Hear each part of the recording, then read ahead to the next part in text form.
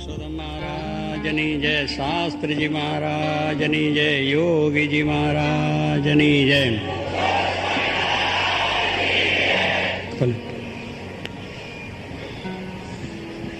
આજના પ્રસંગે પ્રથમ તો આપ બધાની ક્ષમા માગવાની કે તમને તડકે બેસાડ્યા છે, અમે છાંયડે બેઠા છે, એટલે જરા કષ્ટ તો આપને પડ્યું છે. પણ જીવનની અંદર આવો એક દીક્ષા મહોત્સવ, એના દર્શન જે આપણને થયા એ પણ આપણા બહુ જ પુણ્યની વાત છે, ભાગ્યની વાત છે કે જે યુવકો ઘર બાર કુટુંબ પરિવાર સબ ત્યાગ કરીને ભગવાનને શરણે જાય છે, જગત કલ્યાણ માટેનું કાર્ય કરવા માટે જાય છે, એ દર્શનનો લાવો એ આપણને મળ્યો. તો એ આપણે અહીંયા જે અત્યારે થોડું કષ્ટ વેઠવું પડ્યું એના કરતાં આનંદઘનો લાભ આપણને પ્રાપ્ત થયો. જે દીક્ષા લેનાર બધા યુવકો, એમના મા બાપોએ છોકરાઓને બહુ પ્રેમથી વહાલથી ઉછેરીને મોટા કર્યા, અને આજે જે એમને સમર્પણ કર્યા છે એ પણ એ બધા એમના મા બાપને ધન્યવાદ છે. આપણી દુનિયામાં બધું આપી શકાય છે, પણ વહાલ સોયા છોકરા આપવા એ જરા આછો લાગે. કરોડ 2 કરોડ રૂપિયા આપી દેવાય, સંપત્તિ આપી દેવાય, બધું ઘણું આપી દેવાય છે, પણ છોકરો આપવો કઠણ પડે છે. અને એ એની આગળ આજે દીક્ષા લેવા આવે એને બહુ રાજીપાથી સામેથી ઉત્સાહથી આપે છે. એ ખૂબ મોટી આનંદની વાત છે. એક સ્વામિનારાયણ સંપ્રદાય અને એક જૈન સંપ્રદાયની અંદર સાધુ દીક્ષાના મહોત્સવ ઉજવાય છે, ખૂબ ધામધામથી ઉજવાય છે. કારણ કે એ જગત કલ્યાણ માટે નીકળ્યા છે અને પોતાનું કલ્યાણ કરીને ભગવાનની પ્રસન્નતા મેળવા, તો એનો મહિમા કંઈ ઓછો નથી, ખૂબ એનો મહિમા છે. અને એટલા જ માટે આપણે સંતો મહંતો જે કંઈ આપણને મળે તેને નમસ્કાર કરીએ છીએ, આદર રાખીએ છીએ. એ આપણી ભારતીય સંસ્કૃતિ જે કહેને ત્યાગ કર્યો છે. તો એ મહોત્સવની અંદર આજે આપ સર્વ અહીંયા બિરાજીને જે લાભ લીધો છે, ભલે તમે દીકરા નથી આપ્યા, પણ આ દીકરા આપ્યા જેટલું પૂર્ણ થયું છે અહીં બેઠા એને માટે. તમે બધા એ દીકરા આપ્યા એટલે તમારું પણ એ રીતે સમર્પણ થઈ ગયું કે આપણે પણ દીકરા આપ્યા છે. થોડું કષ્ટ પડ્યું છે, પણ કષ્ટ તો દુનિયા માટે વેઠ્યું છે. એટલે એ રીતે આ એક દર્શનમ પુણ્યમ કહ્યું છે. સાધુ નામ દર્શનમ પુણ્યમ. સાધુ મહાત્માનો દર્શનથી જ પુણ્ય થાય.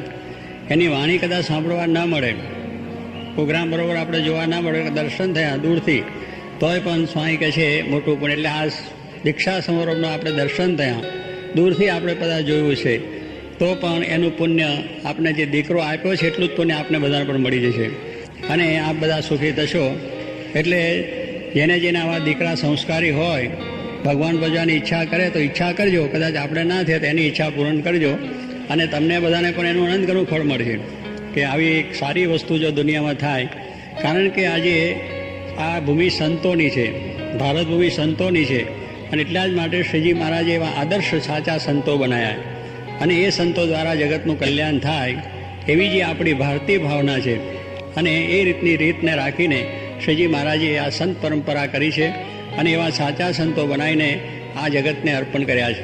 અને સંતોને પણ આદેશ આપ્યો કે ગામો ગામ જઈને, ઝૂંપડે ઝૂંપડે જઈને માણસને ભગવાનની વાત કરો, અને એના જીવનું સારું થાય રૂડું કરો, એનું જીવન શુદ્ધ બને, પવિત્ર બને, સદાચારી બને, નિર્વ્યસની બને, એવું કાર્ય તમે કરો.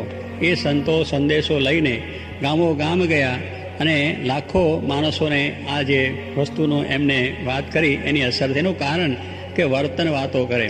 આપણે કહીએ છીએ ને, આપણે ગમે એટલા સ્ટેજ ઉપર વાતો કરીએ અને ગમે એટલી વાતો કરીએ, પણ આપણું વર્તન સારું ન હોય તો કોઈને અસર થાય નહીં. પણ એવા શુદ્ધ વર્તનવાળા જે પવિત્ર પુરુષો જો એ સમાજમાં હોય, રાષ્ટ્રમાં હોય કે આપણા આ રીતે ધાર્મિક રીતે હોય, તેના દર્શનથી આપણને શાંતિ થાય. એ બોલે ના બોલે પણ તો એને આપણે જોઈને પણ શાંતિ થઈ જાય છે. એવી આ એક વાત છે. એટલે આપણા ભારતના સંતો એવા થયા છે. અને જોગી મહારાજના દર્શન આપણે કર્યા છે કે એમને જોવાથી શાંતિ થતી હતી, એમને સાંભળવાથી તો થાય, પણ એમની પાસે બેસી રહીએ તો પણ શાંતિ થાય, ના બોલે તો. એવા સંતો છે. તો એ સંતોનો એવો મહિમા છે. અને એ મહિમા સમજીને આપણે આજે આ પોતાના મા બાપ છે દીક્ષાઓને આપે છે, અને એ દીકરાઓ પણ અહીં રહીને જોગીમાનો સંકલ્પ છે એ સંકલ્પ અનુસાર અત્યારે સંતો થાય. અને એ સંતો થઈને આજ કેટલું સરસ કાર્ય કર્યું છે આપણે જોઈએ છીએ. અહીંયા બધા સંતો બેઠા છે. મહંત સ્વામી છે, ડૉક્ટર સ્વામી છે, ત્યાગવલ્લભ સ્વામી છે, ઈશ્વર સ્વામી છે, બાળમુકુંદ સ્વામી છે, ડૉક્ટર સ્વામી છે, અને એ પ્રમાણે મોટા બધા વિવેક સાગર સ્વામી છે, સિદ્ધેશ્વર સ્વામી, આ કેટલા મોટા સંતો જે સ્વામીએ કર્યા. અને આજે નાના મોટા સંતોમાં આપણે તેજ જ્યારે જોવા મળે છે, કેટલું અદ્ભુત તેજ છે. નાની ઉંમરો હોવા છતાં ગામો ગામ જઈને કથા વાર્તા કરવી, આ રીતની વ્યવસ્થાઓ કરી, આયોજન તમે જુઓ છો, એ સૌ સંતોનો પ્રતાપ છે. સંતોનું આ પ્રમાણે એમની ભગવાને આપેલી બુદ્ધિનું કાર્ય છે. એમની જે કળા કૌશલ્ય છે, એમનો જે અભ્યાસ છે, એને લઈને આ બધું આપણને જોવા મળે છે. એટલે સંતો છે એ આપણને બધી રીતે જ કાર્ય કરે છે. આત્મકલ્યાણ માટે તો મહારાજે કહ્યું છે કે તમે કરો, તમારા આત્મકલ્યાણનું કાર્ય તો પ્રથમ કરવાનું છે, ભક્તિ ભાવ કથા વાર્તા, પણ સાથે સાથે તમે સમાજમાં છો તો સમાજને પણ સારું થાય એવું કરવું. તો એ આદેશ મહારાજનો લઈને મહારાજના પછી સંતો જે થયા, અને ત્યાર પછી અત્યારે જે સંતો એ પણ પોતે આ વસ્તુ રાખીને આજે આપણે જોઈએ છીએ કે સમાજમાં જ્યારે જ્યારે જરૂર પડી ત્યારે સંતો પણ દોડ્યા છે, યુવકો પણ દોડ્યા છે, આપણો સમાજ પણ દોડ્યો છે. એટલે જે આ વસ્તુ છે કેવળ આપણે પોતાનું જ કાર્ય થાય એવું નથી, બીજાનું પણ થાય. સ્વકાર્યાની પરકાર્યાની સાધનોથી સાધુ, કે પોતાનું કાર્ય એમને શું સાધન, પોતાને કંઈ માન મોટપ કીર્તન જોતી નથી. આત્મકલ્યાણનું કાર્ય કે પોતાનું કલ્યાણ બગડે નહીં, પોતાના કલ્યાણની નજર રાખીને પર કાર્યની એટલે બીજાઓનું જે કાર્ય, સમાજનું કાર્ય છે, રાષ્ટ્રનું કાર્ય છે, કે બીજા મનુષ્યોને ધર્મનો ઉપદેશ આપી એમનું પણ સારું કરવું, એ સંતોનું કાર્ય છે. અને એ સંતો આજે કરી રહ્યા છે એ આપણે જોઈ રહ્યા છીએ. એ જોગી મહારાજનો પ્રતાપ છે, એમનો સંકલ્પ છે.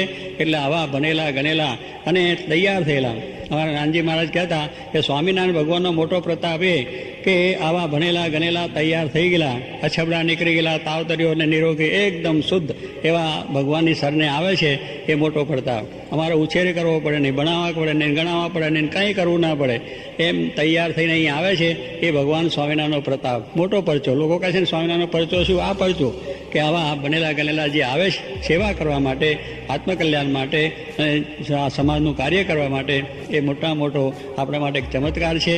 અને એ ચમત્કાર એ કે અજ્ઞાન પોતાનું જાય, બીજાનું પણ અજ્ઞાન કાઢીને સર્વ પ્રકારે મનુષ્યને સુખી કરે, એ એક મહત્તાની વસ્તુ છે. એ વાત આપણને મળી છે, એ વાત આપણા પાસે છે. આજે એ વાત આપણા પાસે એટલે ભગવાન શ્રીજી માના સંકલ્પો, એમને આવી જે શુદ્ધ પરંપરા કે આ દુનિયાની અંદર સમાજમાં સંતો કેવા હોવા જોઈએ, કે આજે દુનિયામાં ભગવે લોકો બધા ઘણા થાય છે, એમાં ઘણી રીતે આપણે જોવા મળે છે. અને એવા સારા પવિત્ર પુરુષો જ્યારે આપણને મળે ત્યારે શાંતિ થાય છે. એટલે મહારાજે એ રીતે સાધુના જે સાચા સંતોની વાત છે એવા સંતો બનાવીને જગતની પાસે મૂક્યા છે. અને એ આજે જગતનું કાર્ય અત્યારે કરી રહ્યા છે, કે જેથી કરીને આપણને શાંતિ થાય. એટલે આવો એક સમાજ જો આપણે થશે, મહારાજે મેં કાલે કહ્યું શિક્ષાપત્રી અને શ્રીજી મહારાજ વિશેની નિષ્ઠા બે દ્રઢ આપણે કરવાની છે. આજ્ઞા અને ઉપાસના બે વસ્તુ મુખ્ય છે. શાસ્ત્રી મહારાજે જે અક્ષર અને પુરુષોત્તમની મૂર્તિઓ બેસાડી, એમાં એમને એ જ કહ્યું કે અક્ષર રૂપ થઈને પુરુષોત્તમની ભક્તિ કરવી છે. અને શ્રીજી મહારાજની જે આજ્ઞા એ આપણે શિક્ષાપત્રી આપી છે, અને આ પ્રમાણે એમનો આપણે સ્વામી અધ્યાત્મન સ્વામીએ જે આપણને ચિદાનંદ સ્વામી મહા જે સમર્થ સંત છે, બહુ જ પવિત્ર સંત છે, અને દર્શન કરવા યોગ્ય એવા પુરુષ છે. એમનો મહિમા જેટલો ન કે એટલો એવા પવિત્ર પુરુષ, નિર્માની, આટલું બધું એમને શિષ્યો, સમાજ મોટો છતાં પણ એવા નિર્માનીપણે રહી અને આ જગતનું કલ્યાણ કરી રહ્યા છે, જગતને સાચે માર્ગે દોરી રહ્યા છે. એમને પણ આ રીતે શિક્ષાપત્રીનો હાર આપીને મોકલ્યો કે આ શિક્ષાપત્રી પ્રમાણે આખા સમાજનું આપણું જીવન થાય તો સર્વ પ્રકારે સુખી થાય, એવા આશીર્વાદ પણ એમને મોકલ્યા છે. તો આપણું જીવન એ માટે જ મારે કહ્યું આજ્ઞા અને ઉપાસના. આજ્ઞા કહેતા શ્રીજી માની શિક્ષાપત્રી, ઉપાસના કહેતા ભગવાન સ્વામિનારાયણ વિશેની આપણી અનન્ય નિષ્ઠા. આ બે વસ્તુ જો હશે તો આપણને સર્વ પ્રકારે સુખ શાંતિ થશે. તો એવો માર્ગ આપણા હાથમાં આવ્યો છે, તો એ માર્ગની વિશે આપણે દૃઢતા થઈ અને સર્વ પ્રકારે બધા સુખિયા થઈએ, એ જ મહારાજને પ્રાર્થના. સર્વને જય સ્વામિનારાયણ.